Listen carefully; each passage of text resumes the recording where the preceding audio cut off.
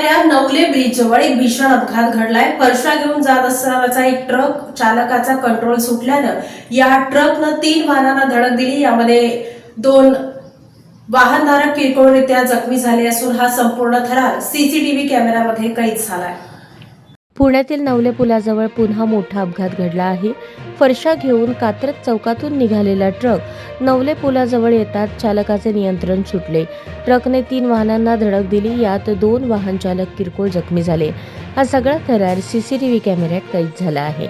मंगळवारी पहाटे 5च्या सुमारास फरशा घेऊन निघालेला ट्रक नवले पुलाखाली आला असता ट्रक चालकाचे वाहनावरील नियंत्रण सुटल्याने रेडमिक्स डंपर वाहनाला तसेच 2 कारला जोराची धडक दिली। या 3ही वाहनांचे मोठे नुकसान झाले। घटनेची माहिती मिळताच सिंहगड रस्ता पोलिसांनी घटनास्थळी धाव घेऊन अपघातग्रस्त वाहने क्रेनच्या साहाय्याने बाजूला केली आणि वाहतूक सुरळीत केली।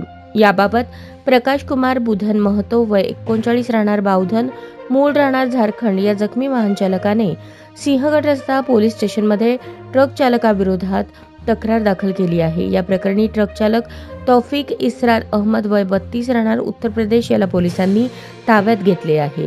हा अपघात चालकाला डुलकी लागल्याने की ब्रेक फेलमुळे झाला हे आरटीओच्या तपासणीत समोर येईल। मात्र व्हिडिओ पाहून अनेकांच्या काळजाचा ठोका चुकला आहे।